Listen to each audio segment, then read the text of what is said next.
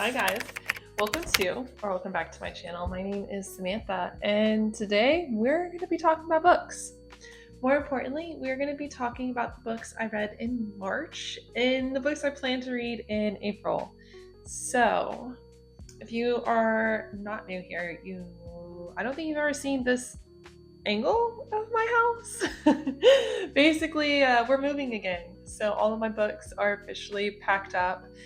These are probably going to be the last few books that you see physically. I'm probably going to be reading off my Kindle and audiobooks for the rest of the summer as we move into a new house. We're actually going back to Georgia, which is a lot of fun. I like Georgia, and I think it's a fun place to have a family and do all of our family things, which we are excited to do after the crazy schedule we've had in Texas. Now, all of that aside, I am ready to talk about the books that I read in March and the books I want to read in April. I'll put like chapters down below so that way you can skip if you just want to see my little spring TBR, or if you want to see what I read in March. Yeah, let's get started. The first book that I read this month, let me grab it. Where's it at? This one right here. Oh,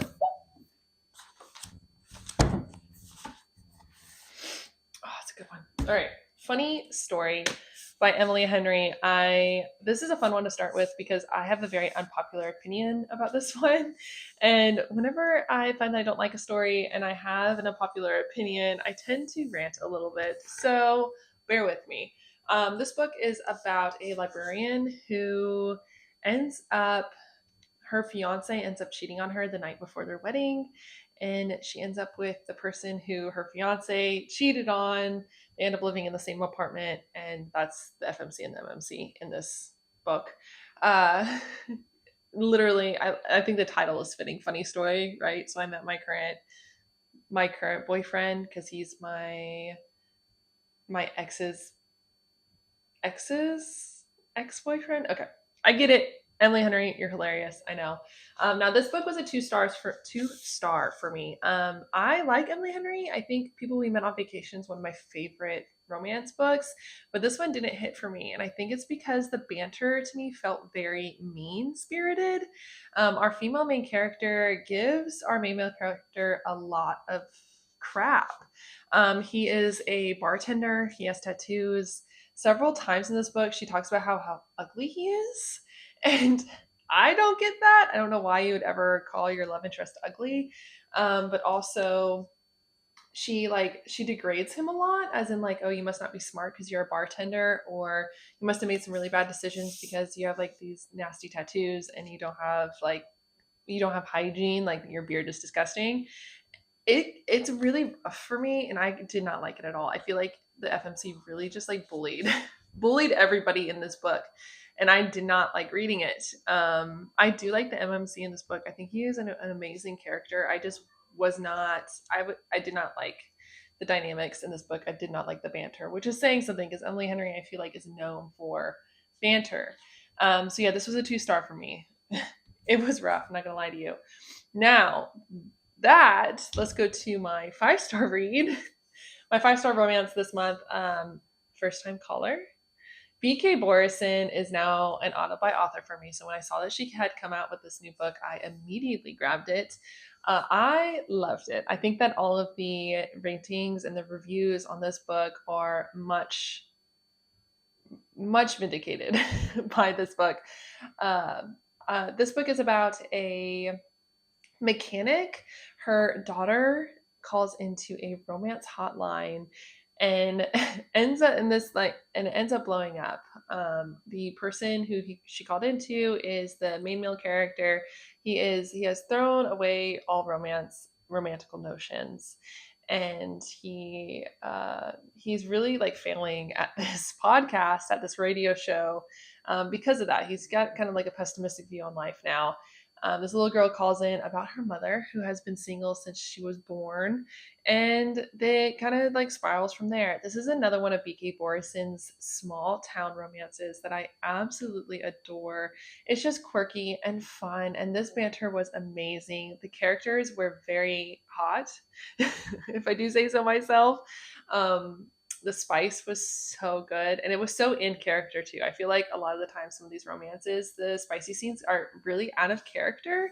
I'm finding that with a lot of cowboy romances lately, that it doesn't fit their personality when they start spicy scenes. This one, however, it just flowed so well. The chemistry was so good from the very beginning, and I really enjoyed this one. So if you want a romance, a new romance, I highly suggest reading BK Borison, and specifically First Time Caller, because it was so adorable. The book I read was A Sea of Unspoken Things. Now this one, I have to say, I gave this one 3 stars. This was not it for me. I was really looking forward to Adrian Young's new book. I didn't realize how mystery murder based this is. This is very much a mystery murder book with a hint of mystic realism, I forget, magical realism. So this is about a girl who goes to her hometown after her brother dies of mysterious endings. Her brothers are twins, so they end up having like this magical realism moment where she's still connected to her twin, but he's dead. And really, she just like uncovers all these things about her hometown, and it's interesting. But I think I've seen it done better. If you want a book like this, but it done better, a color. What is it called? I'm gonna put it right here. It's like a color of something. I forget. I'm gonna put it right here. This book, amazing. This book didn't deliver quite as much that I wanted. I like it a little bit more when Adrian Young has a little bit more quirky, a little bit more witchy. This one was more ghosts and more murder mystery. I was not expecting that, and I think that's why I gave it such a low rating. Adrian Young is a beautiful writer, however, there's still some highlighted lines in this, and I would still recommend it to people. So there's that one. The next one that I read was Barracoon by Zora Neale Hurston. This was for my African American Lit course this semester. You can only ever rate this 5 stars. Basically, this is about the last man who was sold into slavery directly from Africa. So he was on the last charter from Africa to America and sold into slavery. It's just basically his story. Given to you by him. Zora Neale Hurston was a folklorist, an anthropologist, an absolute icon. And through getting my graduate degree, I found her, and I absolutely love everything that woman has to write, or did write, is what I should say, because she is not alive anymore, as sad as that is. But I'll talk more about Zora Neale Hurston in my wrap up for the whole semester later on in this channel. The other book that I read, which was a 5-star, was One for My Enemy by Olive Blake. I loved this so much. This is like a Romeo and Juliet retelling, but with 2 witch families, 2 magical families, one being of witches and one being of mages, I think is how they title themselves. It was so good. There's so many lines that I could highlight that I would literally ink on my skin because this is just so beautiful. Let me see if I can show you.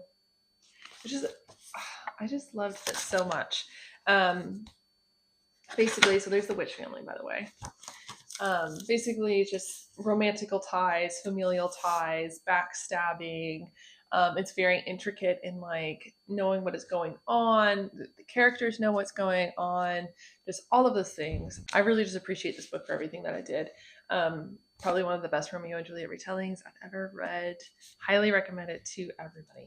Literally everybody. I actually didn't, so I listened to this on audiobook, so I actually didn't get to see any of this. The artwork in this book, which is kind of a shame because they're really good. Yes, it's just beautiful. Okay, so there is that. The next book is Wild Eyes by Elsie Silver. So this was my cowboy romance for the month, and of course I love this. I did like a 10-minute, 24-hour vlog on this, and that video was a mess. I'm not gonna lie to you. It's the last video that I posted on this channel. Microphone was not doing its thing, and then I literally sat down and I just read this in one sitting. I don't know how you do a 24-hour vlog where you just sit there in silence and read an entire book, but it wasn't very interesting. Anyways, this book, however, is incredibly interesting, which is why I went ahead and posted that video. This is a 4-star read for me, not quite 5-star, 4 stars. I don't enjoy the Rose Hill series as much as I like the Chestnut Springs, but I feel like the Chestnut Springs series is so top notch that you can't, I don't know, you can't really do anything with that. But this one is about a single dad of two kids, and what is her name? Skylar Stone, who is a famous country singer, ends up in the same town. One has just went through a really bad breakup, and the other one is known for being a little bit of a wild man, right? And they kind of meet in the middle, and it's adorable. The meet cute in this is amazing. And then if you want to talk chemistry, this book has so much great chemistry. I think I mentioned it in the 24-hour vlog, but they literally kiss within the first 3 chapters, but it fits so well. And I don't know how Elsie Silver was able to do that, but she did it. And I love this book. I think that the humor in this book was just like really got me. I'm a character person, so of course I loved all the characters, but the humor in this book got me too. It's hilarious. I love these characters, and they also introduced the characters for the next book in this book, and I immediately had to go pick up the next one in the series, which you'll see on my TBR, because they look like that's gonna be such a fun story as well. So of course, Elsie Silvers, you win. All right, you win. And then I hate to. Oh wait, no. Okay, I'm not gonna end it on a bad note. I'm gonna go ahead and tell you about Dirty Diana.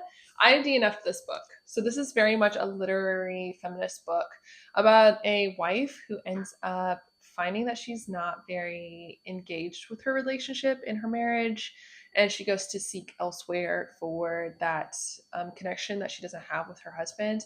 I got about 25% into this book, and I just could not. And I just it was so unrelatable for me personally that I could not engage with the story, and therefore I just had no desire to continue reading. I think it was it's I didn't even really like the writing style, if I'm being honest. So this was definitely like a no go for me. So I ended up DNFing this book, which is kind of sad. I was looking forward to like a little bit of a spicy literary feminist book, but that's okay. Instead, I got A Study in Drowning by Ava Reed. Now, this is a YA fantasy book, which is the first one I've read in a very long time. But this one was so good. And also, if you want to talk about like feminist theories, this one has the vibes of a feminist theory, as far as like themes in this book, and I loved it so much. So what we're looking at is like a book based in like the 1940s. Our female main character ends up going to a school for engineering. She gets a job with redesigning a creepy, almost underwater mansion that used to be owned by a famous fairy tale author. And this author is her icon. She really wants to have gone to school for English, but couldn't get into the program. And this author writes fairy tales. She, as a female main character, she has visions and she sees things. She's actually on medication for it. She has a very hard time telling between the real world and this fairy world. So she feels like there's a very big connection to this author and this mansion.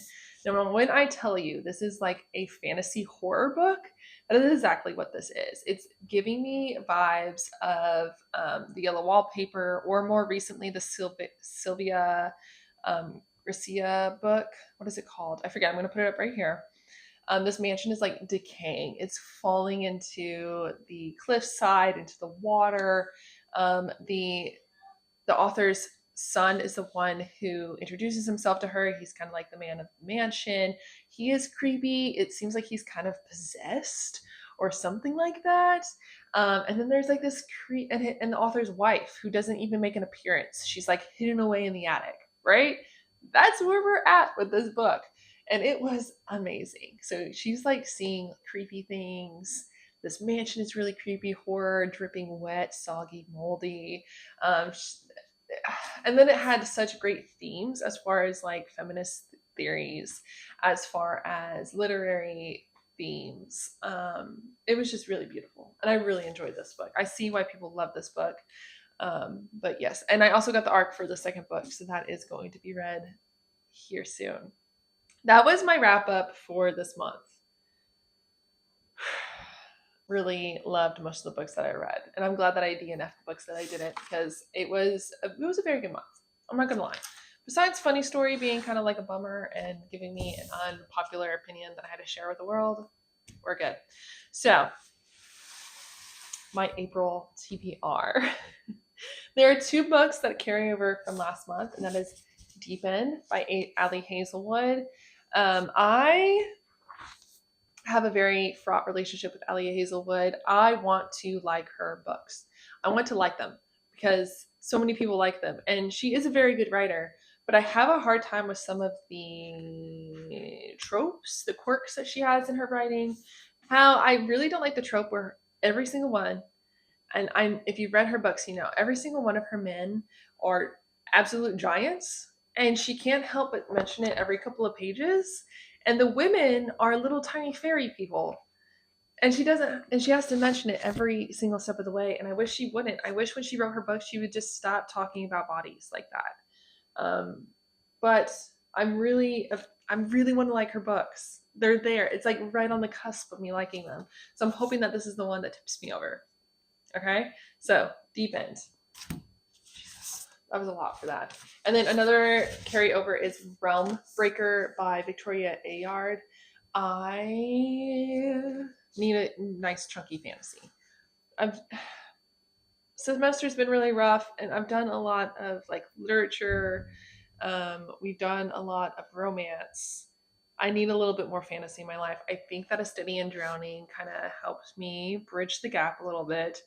I need more fantasy, and I think that this is a good start because I believe that this is still young adult, if not new adult. And so hopefully it's not too deep. Hopefully it's not too like high fantasy.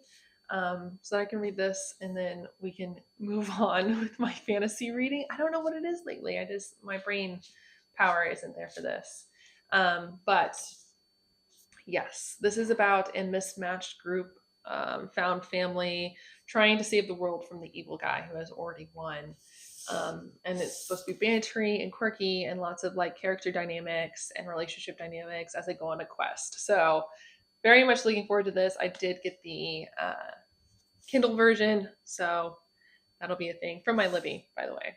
And then talking of fantasy, I will mention I am going to read one high fantasy book, but it'll be a buddy read, so hopefully that'll help with me processing and me getting into fantasy a little bit more these next few months. But Before They Are Hanged by Joe Abercrombie, this is the second in a series, the First Law trilogy.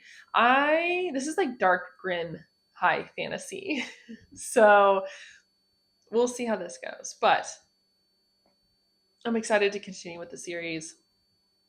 I don't remember much about the first book, so I'm going into this one a little bit more blind. Once again, it's a buddy read though, so hopefully between me and my friend Jesse, shout out to Jesse if you're watching, we can piece it together and finish this trilogy and get it off of our buddy read list, our TBR. And then to keep up, I want to keep up with the good 5-star reads, so I chose another Olive Blake book this month, and that is Masters of Death. I have not heard great things about this book, to be honest with you. I don't know much about it other than that there is supposedly a game, and there's 2 people who are playing in it. I really don't. I'm kind of going into this one blind, which is fine by me. Oh, I have to share that with you.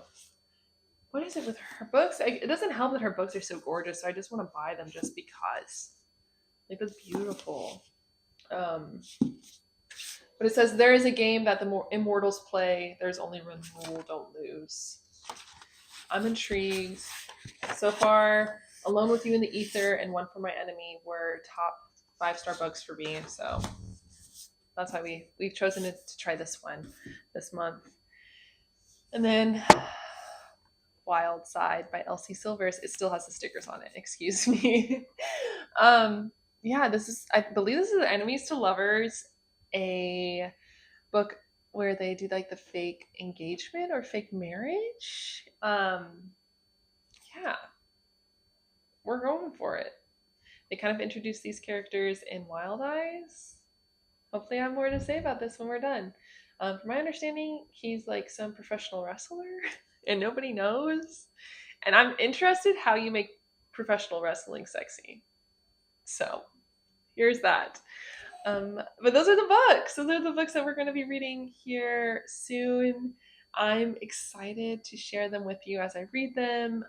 If there are any books this month that you read that you had an unpopular opinion about, tell me down below so that I can feel like I'm not the only one.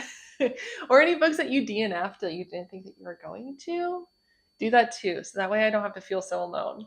But that is it for this video. Make sure you subscribe. Go ahead and comment down below those things and like the video as well. And I will see you guys next time. Bye.